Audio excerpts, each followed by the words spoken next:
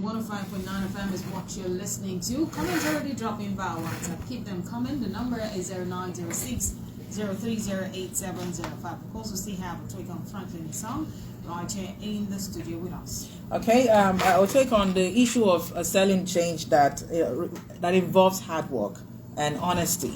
How do we make it attractive to the youth? From what you've explained before the commercial break, it looks like everyone wants to be part of politics where they can make quick money, where they see that, oh, this is the fancy job that we can do and get quick cash. So how do we sell honest work and hard work? I think it will start with our leaders. If our leaders are sincere about impacting good quality of leadership, they will start by making sure that their followers begin to see hard work more than patronizing laziness and being political prostitutes. When I mean so, I mean you move from one party to the other, and then being blackmailers. Because what you seem to see more in politics is blackmailers, people who blackmail for money, people who are whose industry just belong to every WhatsApp group or the other. All they do is to pick information from the WhatsApp group and send to their leaders and say, see what this person is saying. And they are giving them a charge card money to continue to buy data to stay on WhatsApp group. That's basically what they do. And there are those who are also on Facebook who are just there to read comment and make bad comments to bash whoever is speaking against or making criticizing their own leaders. And there are those who are also on X, that is the former Twitter, who are just there to to make comment. There are those who are also there to circulate, copy and paste whatever their leader is saying, whatever anybody that they feel is saying against their leader, they will just speak. So when the leaders begin to discourage this kind of practices, they will be setting a very good footing for the state. Let's take, for instance, look at the body language of Pastor Umo Eno. He doesn't seem to encourage such kind of practices. Otherwise, by now, you would have seen the media being agog with badging, comment against the Senate president. By now, you would have seen that. So I think I am tempted to agree or to suggest that the governor is not supporting such kind of activities that you will see people who are just called attack dogs. I don't seem to see that in the Umo Eno's posture so far. So that is why you could see the relative calm you are seeing on social media today. Otherwise, it's the same folks that you had in the past government that were doing these things that are still there around the governor. But today, they seem to be calm. So the governor doesn't seem to give more patronage to such practices. You could even see, even when Secretary Tainang was on Arise TV talking tough, talking how they will grab power from the state. I think the next 2 days also, I saw the two of them on airport, the governor and the senator at the airport discussing with the SSG standing there. So you could see the governor doesn't really give that support to attacking or posting of his followers, badging. So this is a good start. But beyond this, again, there is need for the government to begin to orient the mind. Orientation should be created. You have the ethical committee also. You have the Minister of Information. They should begin to do more. They should engage the youth. There should be seminar workshops here and there. And then the government is commencing the AK Cares programs. We also need to begin to know who are the beneficiaries and how were they picked. That's another point that you must note. Now, when you don't seem to patronize only your party men in appointment, only your party men in the largesse you are bringing from government, you will also discourage people from struggling to be in your party or be in a party. There are those who are not in party, like two of you. And that if you are in any party, but if there is a program that seems to be going around to say, give to everyone who is living in Akwa Ibom State this particular largesse, it should get to two of you, it should get to others, not because you are a party person or not. So this is what I'm saying. So the government can discourage much of restiveness, much of criticism, much of laziness, and encourage hard work. Thank God the governor has said that each local government will replicate the Ibom model farm scheme that is going on in Isurubium. So it then means that you now have 31 farms across the state that will be used as demonstration farms. So when this is done, you will now have the youth who idle around looking for political appointment, looking to be political talks, or becoming a willing tools in the hands of politicians being involving in farming. So this is how you can achieve that. All right, let's talk about the issue of security. We know each time we talk about insecurity in the country, lots of people will ask, security vote being sent to state governors, what are they being used for? How much is the security vote? But now we hear the news of the president approving 50 billion naira security vote for 5 northern states to tackle the issue of insecurity in their domain. And also 2 issues. The federal government restructures NYSC to enhance youth productivity. Some have called for us to scrap the NYSC, that the purpose of the NYSC has been defeated. Let's have your take. Let me start with the last one, because I just mentioned during my intro that my concern is the core members who were abducted on their way to Sokoto. They are still in Zamfara today. Nobody knows where they are. I think NYSC, like I have said in several other platforms, and I'm going to repeat it here, had lived its purpose. And the only way out is for the government to scrap NYSC. No matter how you try to refurbish NYSC or amend the act that established it, the commission, the body, has long stayed its purpose. It was established during the military, administration. So you can't actually get anything out of it. The way the act is, amending the law does not really, it will not help. Right now, the peculiarity on ground, the reality on ground is that there's insecurity in some part of this country. That's number one. Number two, some part of the country do not even welcome visitors. Before now, when you put on the NYSC cap, face cap, just the face cap alone, anywhere you stand, you are seen, you are protected, you are shielded. If there is any crisis, you are the one that everybody will protect you, even if you are not from that community. But today you are in danger space because they see you as, they see you as a stranger. You don't speak your language. You don't even know the route and how to maneuver yourself. You are a prey to being in danger. So that is the way it is. The purpose of NYSC was to promote unity and cohesion and exchange our culture. But this is no longer the case. That's the truth about it. So we in CRAN have maintained that NYSC should be scrapped. That is the only way out. We don't even need NYSC again. I can tell you that those children who are still in the kidnappers' den today, if they had known that they would be there, they would not have gone to that service. But let's not forget the monthly stipend being paid to this. Is that the only thing that you would need to risk your life? Should we completely scrap it, or perhaps have everybody stay in their region? You mentioned the monthly stipend, the what you call alawi. This should not be the reason why our children should be put at risk. As a father, I know what it took me to put my son and my kid through the university. And then at the end of the day, when they are supposed to serve the nation, which is part of the mandatory condition for them to serve and become graduates, they are being abducted and maltreated. I can tell you that if those students are released today, they are no longer the same the way they were before they were kidnapped. They have the trauma they are going through, the harassment they have gone through, torture, and the rest. So that is why nobody will accept his kid to be abducted in the name of Alawi, in the name of serving the nation. The nation that doesn't even care for you. Up to today, I've not heard Mr. President speak out about these kids that have been abducted in Zamfara.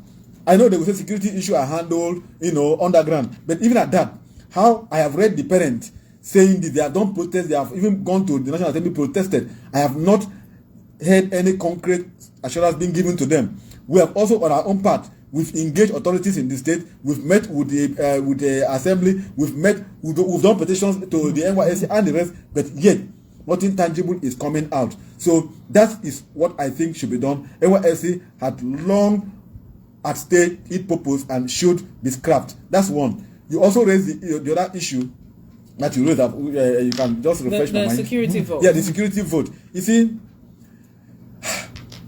we are just pouring water, or do I call it? Yeah, pouring water in the back of tortoise. That is the way to explain what I want to say. Now, you won't achieve anything. How do you account for it? Before even this security vote was approved by the president, the governors even are entitled to security vote. How has it been used? That aside, you see, until we reform our constitution to allow the governors to control the security in their state, They will just be called by name, chief security officer of their state, but by action, by their body language, by their practice, they are not actually controlling the security apparatus in their own state. Mm-hmm. Look at, for example, what happened in River State just yesterday when Sim alleged that this police attacked him, they tear gassed him, and this is the man who, by constitution, is the chief security officer of a River State. Look at what happened in so many states. I even saw a state governor. I had a state governor, I think in Zamfara State then, the past governor went to the camp of the kidnappers when they kidnapped some foreigners to negotiate for their release. And when he came out, he said that the arms in their armory can overrun the state. That is the point. And when the governors give directives to these security agencies in their state, they will have to recourse to their head office, which is the Abuja for clearing. Take for example today, the CPs are reporting to the IG. The IG report to the president. President is the commander-in-chief of the armed forces. He alone can deploy troops. He alone can authorize any action anywhere. Why is it that when we talk about insecurity, fighting insecurity, we refer to the governors sounding like they are helpless? They are helpless. But if we talk about the same political office holders going after persons in the society, like some we've witnessed, and they still use the security apparatus. And did they take permission from the president before going after people with security officials? Why do you think that some states are having internal security outfits? For instance, we just have in Akwa Ibom State today, we have the Ibom Community Watch. You have the Ebubeago in the southeast. You have the Amoteco in the southwest. You even have, I think, Isba in the north. Why do you think these governors are resorting to this outfit? It's because they are helpless. I think the late governor of Ondo State even had to empower the Amoteco in Ondo State to go after the bandits in the forest. That is because the governors are helpless, and you are operating a very faulty constitution that put over 68 items in the exclusive list, which is to say the federal government has to control 68 items, and only 13 of them are in the executive in the concurrent list. So it makes it difficult for the governors to even operate. Okay, look at it today. We'll be talking about the issue of Ibom deep sea port, and this deep sea port is in Akwa Ibom, but you must get clearance from Abuja. You must have clearance from so minister, from so this, from this, and if you are not lobbying enough, the project is stalled. Same thing happens to power. Until the president had to now until the past president had to approve that state government can actually run power and then pay, sell it and then operate and then pay taxes to the center. You had it, I think, in some states. I think when you had in the north, when you had mining, the governors, were allowed to operate it and pay taxes to the center. But here, if we find crude oil today in this particular land where this studio is located, this land becomes the federal government, land. They come in, take the land from you, and evacuate you to somewhere else. Now you don't even have a share again. But in Texas, different is the case. In Texas, if oil is discovered in a community, the people who own the community are stakeholders. They have their own shares of what happens. When Obama tried to fight for resource control, it was seen as he was trying to get everything, control everything. But the answer is no, because if you are allowed, before today, in the 70s, you have cocoa, you have Granite Pyramid, you have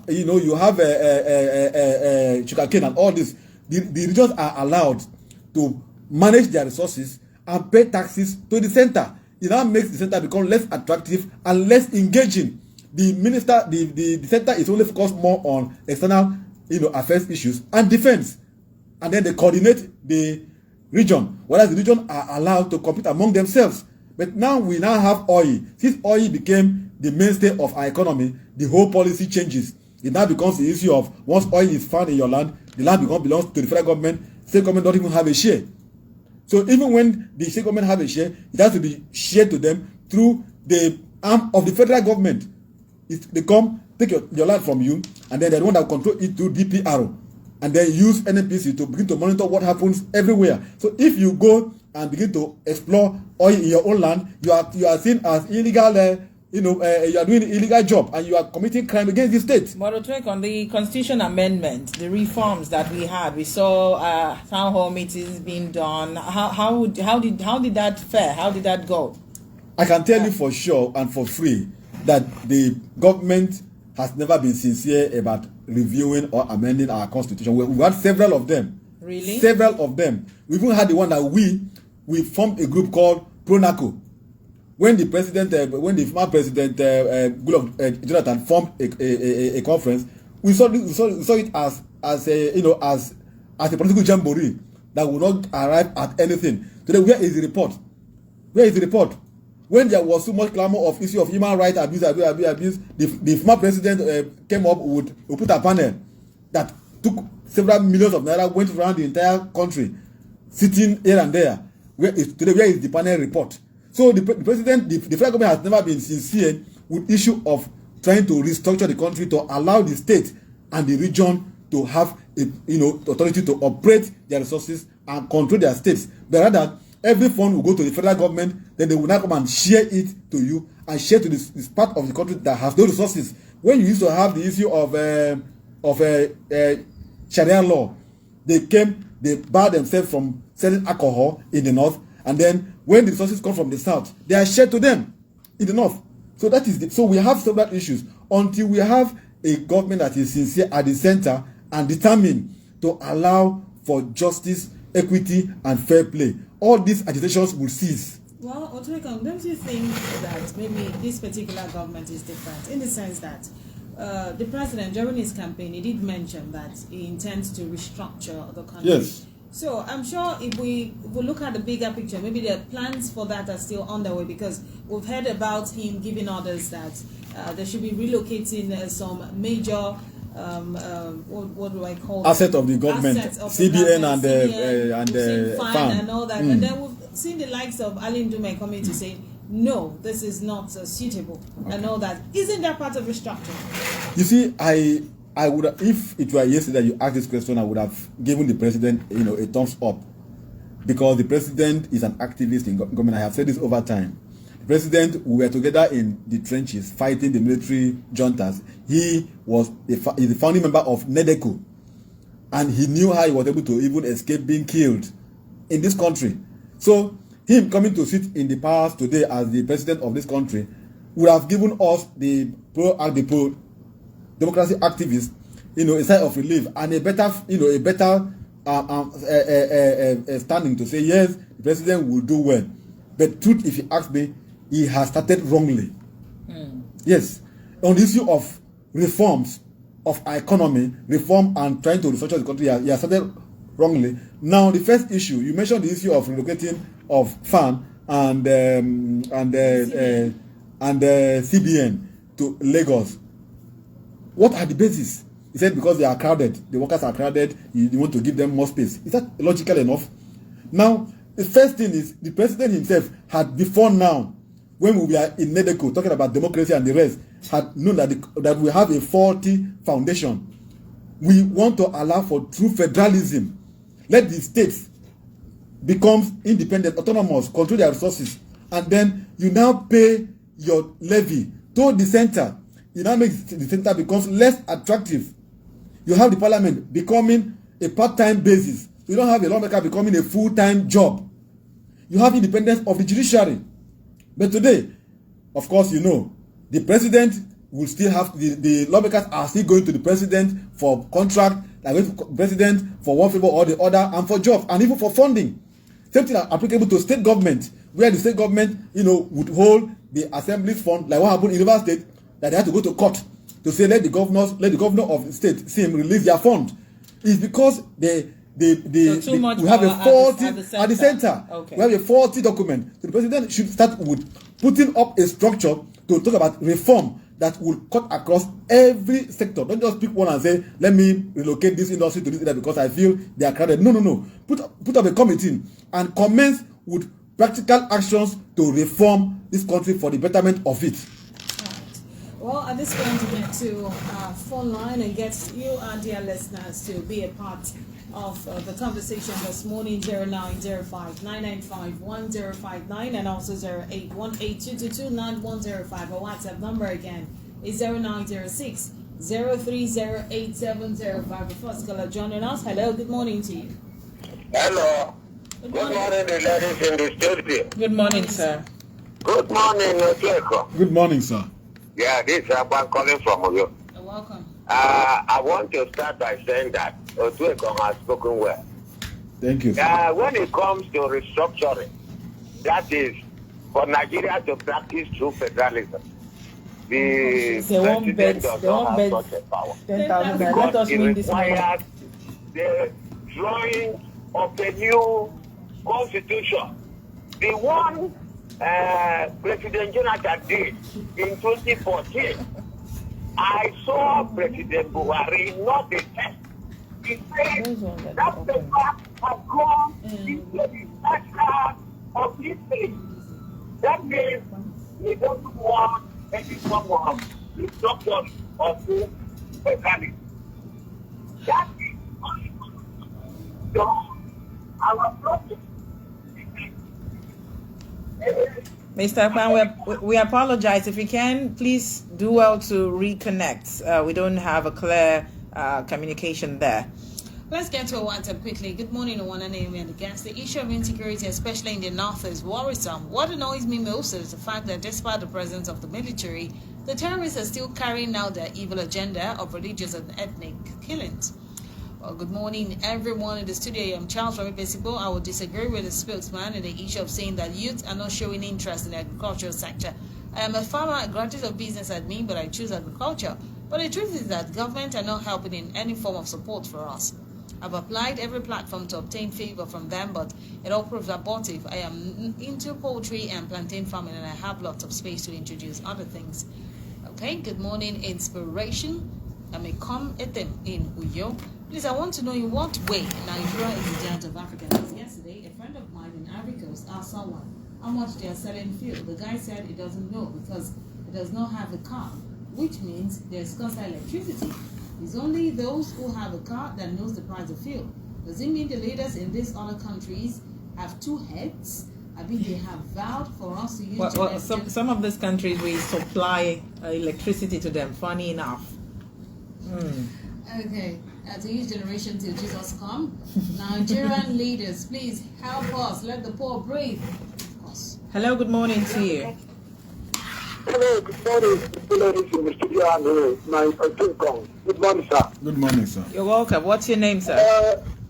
My name is Shu. I'm speaking from your. This conversation is elaborate enough, particularly when you talk about the movement of the politicians from one party to another. You see that the group of politicians we are having today is having a lot of wavering characters. They don't even stay in one place for a long time. You can see the change last year and today. You've seen the commotion going on in terms of constantly jumping from one ship to the other, just to fine-tune himself or to find a way to learn and get something. Irrespective of that, they have forgotten that some of these positions are loaded with enough financial background that they can even use that money to load a good business and run and even be better than running as a governor or a senator or House of a member. Rather, they would like to prepare, like Kweteko have said, becoming too lazy, even making a point to be equally lazy, not doing anything tangible to themselves. Rather, they are sitting down calling my leader and so on, looking for a stipend. This cannot bring progress in any society. And particularly in insecurity, when they cannot see what to do, they will go to vandalize primary school and government properties because they don't have money. So it is now the time for us to wake up and put this position, tell the position, if you have money, don't go to another country to float a business. Bring that business to Nigeria and float it so that this youth will have something to do. Thank you very much for having me. Thank you so much you. for joining us this morning. We appreciate you. Hello, good morning to you. Good morning to you guys in the studio. Good morning, the guests who work on Franklin. Thank you for having me on Political Conversation this morning. You're welcome. I'm Comrade and the Federal Bank Striker. Let me commend you for your analysis on this program this morning. I totally agree with you that the state governor, Pastor Umo Eno, is a man of peace. That is why we are not seeing a political tension in the state. The governor is working well with all the former governors. He's working well with all our senators. He's working well with people across political parties. That is why we are having peace in the state. And it's a welcome development. We used to have Abuja fronts and home fronts and all manner of fronts. That is not the case. So I agree with you on this disposition.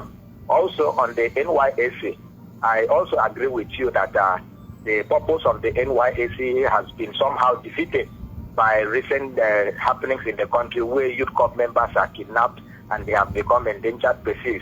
But I want to disagree that the NYSC should be scrapped. Rather, I think the NYSC should be reorganized, whereby youth corps members safe in their state of origin, where they know the nooks and crannies, they know the language, they understand the people, and they will not be endangered species. They will not be seen as strangers. So it should be reorganized in this direction. Finally, on the redeployment of some departments of the Central Bank of Nigeria and some Hello. from the Abuja office to their Lagos office in Nigeria, I think the Central Bank is not a northern entity. It's a financial institution, and this is purely an administrative issue. So when some northern senators rise up to bring ethnic sentiment as if the Central Bank is from the north, or as if redeploying some department will affect the northerners, which they have not been able to convince us how this will affect other parts of the country. So I think they should not be wiping ethnic and regional sentiment in administrative Striker, issues. thank you for joining us. Striker, thank you for having me. All right, Striker, we appreciate you. Let's get more comments via our WhatsApp. Good morning, Uwana and Naomi. What bothers me is difficult. Difficulty is the surge in price of things in a country on a daily basis, but the one in Akwa State is outrageous. And the contributing factor is ticketing in markets and restrictions of traders to only sell on particular days by the market unions, which government has been paying deaf ears. Despite public outcries, the state government needs to rise to the occasion and do the needful. With the mayor able sent in that. All right, good morning, Inspiration FM. I am Dana Les from Kwarenin. What's bothering me this morning is the issue of borrowing in this country. When shall we stop borrowing to feed in this country? If the federal government can borrow fatty amounts of money for the country to survive, what example is it showing on the individual? That does not know where, one doesn't know where to start to make the ends meet is my problem. Dana Les, thank you. And good morning, Inspiration FM. I consider the statement from the FCT Minister Wiki on the serial kidnapping in Abuja has been insensitive. Are they playing politics with people's lives in Abuja? He wanted to be minister and has been made minister. So I advise him to sit tight in Abuja and work with the FCT senator and all the security agencies to make Abuja safe for the resident. Abuja is the seat of government and should be made to be safe for all the residents, from the celebrity chief Johnson and Tenant from Istinobolo. Greetings, Political Conversation crew. What is bothering me is, as the federal government fixed the month of March to discuss on the new minimum wage, my take is that the federal government is systematically applying delay techniques in the increment of worker salary that will be constitutionally due for the forward review in April 2024. On the premise, the NLC should not relent in whatever industrial action they intend to embark on, so as to compel this insensitive government to do the needful at the appropriate time, which I think that time is now, before it's too late. Since delay, they say, it's dangerous and hazardous. Labor arrived and acts swiftly. Thanks. Mayina Solomon from Ibesikwa Asuta. We'll take two calls and we'll get back to the guests at the studio. Hello, good morning. Hello, good morning. Good morning to you, sir. We can hear you. Good morning. Thank you. This is Manuel Adam. Go on, Mr. Emmanuel. I just want to have my input in this NYSC condition of kidnapping and all these crimes.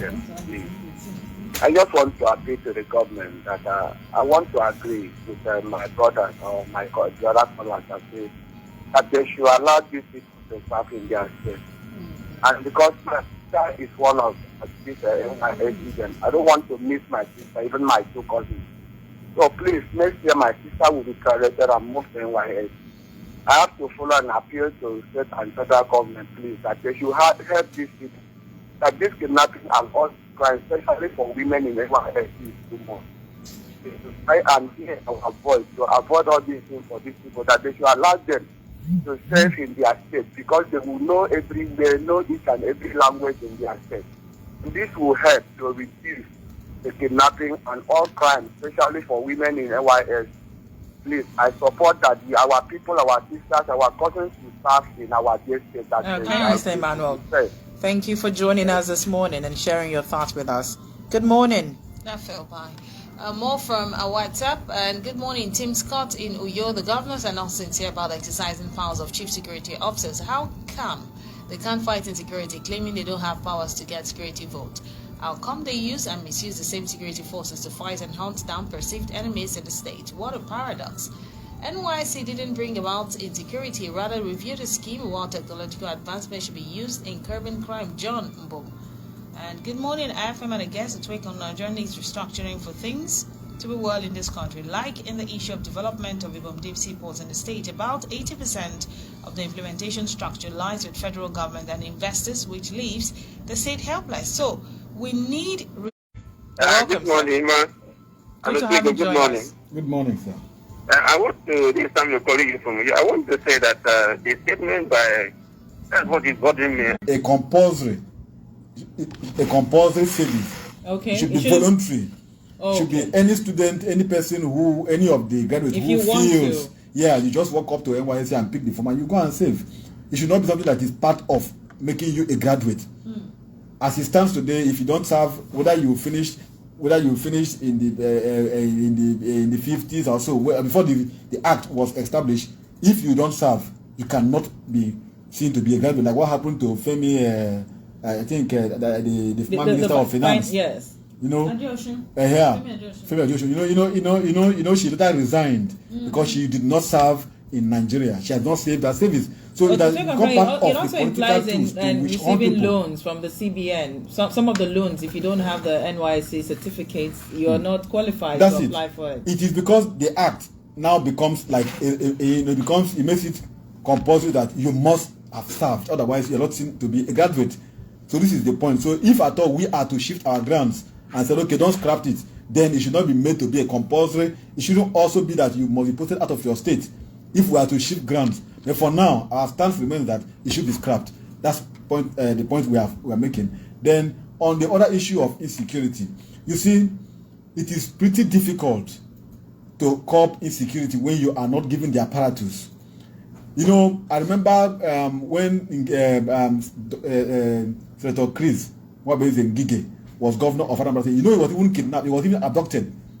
He was taken away from the state, and we were everywhere shouting, protesting until finally he was, released. A sitting governor being abducted by people who are, who. So the governors don't have control. The only way out is until we are able to amend our constitution and remove much power from the executive, from the federal government, and domicile most of them in the states and local government. It now make the federal government to become a little bit less attractive, so that the federal government the president can now be in charge of external, affairs and foreign policy. There are foreign policies and defense. Now that defense is not with the security agencies like the police. The defense is like the military. For even right now, why you are having a difficulty to curb insecurity is because the police were not prepared for the kind of issue that we are having today. The way the police was, the police act, police wasn't meant to, to fight terrorism. The way they act, that they established the regular police, did. It didn't make them. It was just to handle civil unrest, crisis, protests here and there, bringing of law and order. But when you're not going to terrorism, you are fighting a guerrilla warfare. You're not seeing people. They come, they strike, they run away. You see, it's not something that you are going face-to-face war, and then you are now using the military that was trained for a full-fledged war. that will fight. The enemies will, a battlefield is drawn, the military is this way, the enemies are across the other way. And so you could see them cross-firing. But this is not what you see. So it now becomes difficult to be able to fish out these terrorists because you are using an approach that, that the law has allowed you to use. So that is why we are thinking that there is need for a reform. Now, on the issue of politicking, we should allow government to take shape. Let the governor begin to tour local government areas, begin to look at our past industries that we've had that have left the state and see how to invest in them and bring them back to the state. All right. Well, at this point, we want to thank you so very much. Otwekon Franklin Isong is the Director for the Center for Human Rights and Accountability Network, CRAN. We appreciate you this morning for your time. My pleasure, Omana and Naomi. The ladies in the house. Absolutely. It's always a pleasure to have you in the studio. All right. Well, going forward.